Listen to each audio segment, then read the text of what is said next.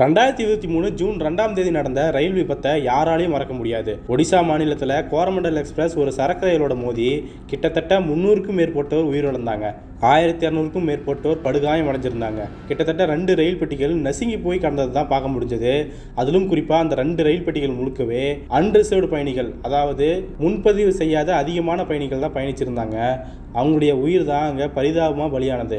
அந்த ஜூன் மாதத்தோட சுவடே இன்னும் மறையாத சமயத்தில் இந்த ஜூன் மாதம் இன்னொரு சம்பவம் ஏற்பட்டிருக்குது. அதாவது அசாமோட சில்சார் பகுதியிலிருந்து மேற்கு வங்காளத்தோட கொல்கத்தா பகுதிக்கு கஞ்சன்ஜங்கா எக்ஸ்பிரஸ் வந்திருக்குது. மேலும் டார்ஜிலிங்ன்றது டூரிஸ்ட் பிளேஸாக இருக்கிறதுனால டார்ஜிலிங்க்கு போகிற சுற்றுலா பயணிகள் பெரும்பாலும் இந்த ட்ரெயினை தான் பயன்படுத்துகிறதா சொல்லப்படுது. இந்த நிலைமையில் கொல்கத்தா நோக்கி வந்துட்டு இருந்த அந்த ட்ரெயின் மேற்கு வங்காளத்தோட நியூ ஜல்பைகுரி அப்படிங்கிற பகுதியில் நின்றுட்டு இருந்திருக்கு. அந்த ரயில் மேலே சரக்கு ரயில் மோதி மிகப்பெரிய விபத்து ஏற்பட்டிருக்கு. அந்த விபத்தில் 3 ரயில் பெட்டிகள் தடம் புரண்டு கிட்டத்தட்ட 15 பேர் இது வரைக்கும் உயிரிழந்திருக்கிறாங்க. 60க்கும் மேற்பட்ட பயணிகள் காயமடைஞ்சிருக்கிறாங்க. இந்த விபத்து தான் பரபரப்பை ஏற்படுத்தியிருக்குது. நாடு முழுக்க ஒரு பேசு பொருளாக மாறி இருக்குது. பாஜக ஆட்சிக்கு வந்ததுலேருந்து பல்வேறு துறைகளை சீரழிச்சிருக்குது. அதில் முக்கியமான துறைனா ரயில்வே துறை. அதை தான் ரொம்ப ஆபத்தான கட்டத்துக்கு தள்ளிட்டு இருக்காங்க அப்படின்னு சொல்கிறாங்க.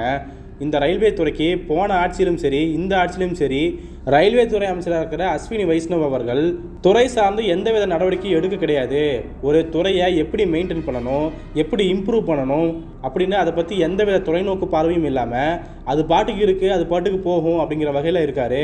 மேலும் மோடி ஆட்சியில் பொறுத்த வரைக்கும் அடிப்படை கட்டமைப்பை வலுப்படுத்தாமல் ஒரு மிகப்பெரிய கட்டமைப்பை செய்ய போகிறா அப்படின்னு பிரம்மாண்டத்தை தான் காட்ட விரும்புகிறாங்க. அதுக்கு மிகச்சிறந்த உதாரணம் தான் வந்தே பாரத் ட்ரெயின் அப்படிங்கிறது. இப்போ கூட புல்லட் ட்ரெயின் அப்படின்லாம் பேசிகிட்டு இருக்காங்க. ஆனால் ஏற்கனவே ஓடிட்டு இருந்த ரயில்களுக்கு போதிய அடிப்படை வசதிகள் இல்லை, தண்டவாளங்கள் சரியாக பராமரிப்பு கிடையாது அப்படின்னு சொல்கிறாங்க. போதிய ரயில் பெட்டிகள் இல்லை அப்படின்னு குற்றச்சாட்டு இருந்திருக்குது. மக்கள் தொகை பெருகிட்டே இருக்கிற சமயத்தில், ஏழ்மை நிலை அதிகமாகிட்டே இருக்கிற சமயத்தில் ஏழைகள் பயன்படுத்துகிற அன்ரிசர்வ்ட் பெட்டிகளை குறைச்சிட்டு பணக்காரர்கள் பயன்படுத்துகிற ஏசி கோச்சுகளை அதிகரிக்கிறது. மேலும் பணக்காரர்களுக்காகவே உருவாக்கப்படுற வந்தே பாரத்தை நாட்டோட பெருமை அப்படின்னு ஊக்குவிச்சு எல்லா வழித்தடங்களுக்கும் அந்த ரயிலை விடுறது அப்படின்னு வந்தே பாரத்தை மட்டும்தான் மெயினாக ஃபோக்கஸ் பண்ணுறாங்களே தவிர இந்த மாதிரி அடிப்படை ரயில் பிரச்சனைகளை சீரமைக்கிறது கிடையாது அப்படின்னு சொல்லிட்டு இருக்காங்க. இன்னும் குறிப்பாக என்ன சொல்கிறாங்கன்னா, இப்படி ரயில்வே துறையை கண்டுக்காமல் விட்டால் தான் இதை காரணமாக ஒட்டி மிகப்பெரிய ரயில்வே துறையை எங்களால் கட்டுப்படுத்த முடியல, எங்களால் மெயின்டைன் பண்ண முடியல அப்படின்னு சொல்லி தனியாருக்கு தாரை வார்க்கிறதுக்கு இவங்க பிளான் பண்ணுறாங்க அப்படின்ற குற்றச்சாட்டு எழுந்திருக்கு. இதுக்கு பெஸ்ட்டு எக்ஸாம்பிளே விமானத்துறை மட்டும்தான். விமானத்துறையை, விமான நிலையங்களை எங்களால் சரியாக முறைப்படுத்த முடியல, எங்களுக்கு தனியாரோட உதவி தேவைப்படுது, நாங்கள் கொலாபரேஷன் பண்ண போகிறோம் அப்படின்னு சொல்லி தான் அதானிக்கும் அம்பானிக்குமே ஏர்போர்ட்டில் எழுதி கொடுத்துட்டு இருந்தார் மோடி. அப்படி தான் இந்த ரயில்வே துறையும் எழுதி வைக்க பார்க்குறாங்க அப்படின்னு சொல்லிட்டு இருக்காங்க. இது ஒரு பக்கம் போகும்போது எதிர்க்கட்சி தலைவரான ராகுல் காந்தி அவர்கள் ஒரு மிகப்பெரிய குற்றச்சாட்டு முன் வச்சிருக்காரு. கடந்த 10 வருட ஆட்சி காலங்களில் ரயில் விபத்துகள் அதிகமாக இருக்குது.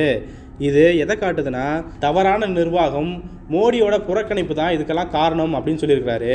இவங்க இப்படி கண்டுக்காமல் இருக்கிறதுனால ஒவ்வொரு நாளும் ஒவ்வொரு பயணிகளுக்கும் உயிர் மற்றும் உடைமைகள் இழப்பு ஏற்படுது அப்படின்னு சொல்லியிருக்காரு. இந்த பயங்கரமான அலட்சியத்துக்காக மோடி பொறுப்பேற்றுக்கணும் அப்படின்னு சொல்லி ராகுல் காந்தி சொல்லியிருக்கிறாரு. மேலும் மம்தா பானர்ஜி அவர்கள் மோடிக்கும் மோடியோட அரசுக்கும் நாட்டு மக்கள் மேலே அக்கறையே கிடையாது, அப்படி அக்கறை இருந்திருந்தா இந்த ரயில்வே துறையை எப்போவும் மேம்படுத்தியிருப்பாங்க அப்படின்னு சொல்லியிருக்கிறாங்க. இந்தியாவை பொறுத்த வரைக்கும் மிகப்பெரிய நெட்வொர்க்னா அதை 2 சொல்லலாம்.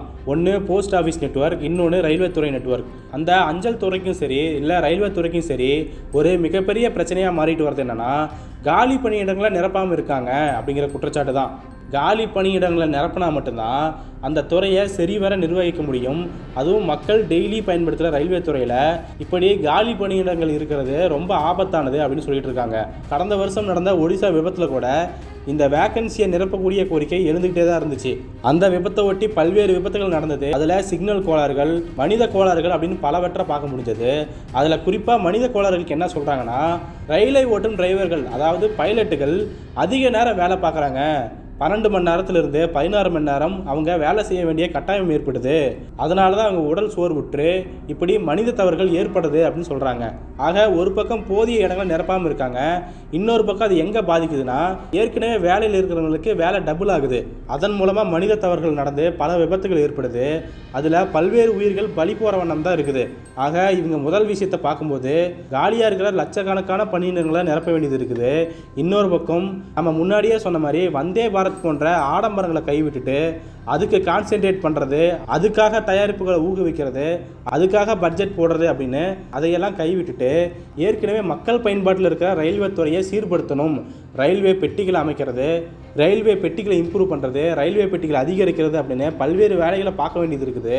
ஆனால் இதையெல்லாம் சுத்தமாக கண்டுக்காமல் ஏசி பெட்டிகளுக்கும் வந்தே பாரத் பெட்டிகளுக்கும் அதுக்காக தான் இவங்க உழைச்சிக்கிட்டே இருக்கிறாங்க. அதை காட்டி எங்கள் நாடு வளர்ந்துருச்சு பார்த்தீங்களா அப்படின்னு கணக்கு காட்ட முயல்கிறாங்க. இன்னும் குறிப்பாக சொல்லணும்னா ரயில்வே துறை அமைச்சர் அஸ்வினி வைஷ்ணவ் ஐடியிலையும் ரயில்வே துறை சார்ந்த ட்விட்டர் ஐடிகளையும் வந்தே பாரத்தை மட்டும் தான் ப்ரொமோட் பண்ணுற வேலையில் ஈடுபட்டிருக்காங்க. விதவிதமான 4K குவாலிட்டியில் வீடியோ எடுத்து போட்டு ட்ரோன் ஷாட்டை எடுத்து போட்டுட்டெல்லாம் மக்களை கவரத்துக்காக பாடுபட்டு இருக்காங்க. இன்னொரு பக்கம் பார்த்தா தண்ணி ஒழுகிற ரயில் பெட்டிகள், மக்கள் நிரம்பி வழிகிற ரயில் பெட்டிகள், ஒரே ஒரு ஏசி கோச்சில் 100 பேர் 150 பேர் உட்காரக்கூடிய நிலைமை. ஏன் இந்த தேர்தல் அப்போ கூட பார்த்துருப்போம், ரயிலோட கழிப்பறை ஜன்னலை உடச்சிக்கிட்டு கழிப்பறையில் பயணம் செஞ்சதை நம்மளால் பார்க்க முடிஞ்சது. ஆக ரயில்வே துறையை பொறுத்த வரைக்கும் இந்த அளவுக்கு அவலங்கள் ஏற்பட்டு இருக்கு. அதை கண்டுக்காம bullet train, Vande Bharat train அப்படின்னு சொல்லி விதவிதமாக மோடி அவர்கள் பச்சை கொடியை காட்டி தொடங்கி வச்சிட்டு இருக்காரு. மேலும் அந்த விபத்தின் போதே ஒரு ரயில் இன்னொரு ரயில் மோதாத விதமாக கண்டுபிடிக்கப்பட்ட கவாச் தொழில்நுட்பம் எல்லா ரயில்களையும் பொருத்தப்பட்டிருக்கா அப்படிங்கிற கேள்வி எழுந்துச்சு. அதுக்கு அப்போ பதில் சொன்ன அஸ்வினி வைஷ்ணவ், நாங்கள் கொஞ்சம் கொஞ்சமாக இந்த கவாச் தொழில்நுட்பத்தை பொருத்தத்துக்காக முயற்சி பண்ணிட்டு இருக்கோம் அப்படின்னு சொல்றாங்க. கவாச் தொழில்நுட்பம் வந்து கிட்டத்தட்ட 10-15 வருஷங்கள் ஆச்சு. அப்படி இருக்கும்போது இப்போதான் நாங்கள் கொஞ்சம் கொஞ்சமாக மாத்திட்டு வரோம் அப்படின்னு சொல்றதெல்லாம் ரொம்ப நகைப்புக்குரிய விஷயமா இருக்குது. இது அவங்களுடைய அலட்சியத்தை காட்டுது அப்படின்னு சொல்லி அப்போவே சொல்லிட்டு இருந்தாங்க. இப்போ ஒருவேளை அந்த கவாச் தொழில்நுட்பம் எல்லா ரயில்களிலும் பொருத்தப்பட்டிருந்தா இந்த மேற்கு வங்காளத்தில் நடந்த விபத்தை கூட தடுத்திருக்கலாம். ஆனால் அதையெல்லாம் பண்ணாமல் விதவிதமாக ரீல் எடுத்து போகிறதுல மட்டும் கான்சென்ட்ரேட் பண்ணிட்டு இருக்காரு ரயில்வே துறை அமைச்சர் அவர்கள். இந்தியாவிலே மிகப்பெரிய நெட்வொர்க் இருக்கிற ரயில்வே துறைக்கு ஒரு அமைச்சராக பொறுப்பேற்றிருக்கோம். நமக்கு இன்னும் கூடுதலான பொறுப்புகள் அதிகமாக இருக்கு. நாம அன்றாடம் செயல்பட வேண்டிய விதமே வேறையா இருக்கு. மற்ற அமைச்சர்கள் போல நம்ம இருக்க முடியாது அப்படின்னு பொறுப்பு உணர்ந்துட்டு செயல்படுங்க அப்படின்னா, இதோ பாருங்க மக்களே, பச்சை கலர்ல வந்தே பாரத், வெள்ளை கலர்ல வந்தே பாரத், ஆரஞ்சு கலர்ல வந்தே பாரத் அப்படின்னு விதவிதமா ரீல்ஸ் போற வேலையை தான் பார்த்துட்டு இருக்காரு. ரயில்வே துறையை மேம்படுத்துறதுக்கான ஒரு வேலையும் செய்யல அப்படிங்கிற குற்றச்சாட்டு எழுதிட்டு இருக்கு. ஆக இவங்களுடைய குற்றச்சாட்டுகள்லாம் நிரூபிக்கணும்னா மனித உயிர்கள் தான் ஏராளமாக பலியாகிறத பார்க்க முடியுது.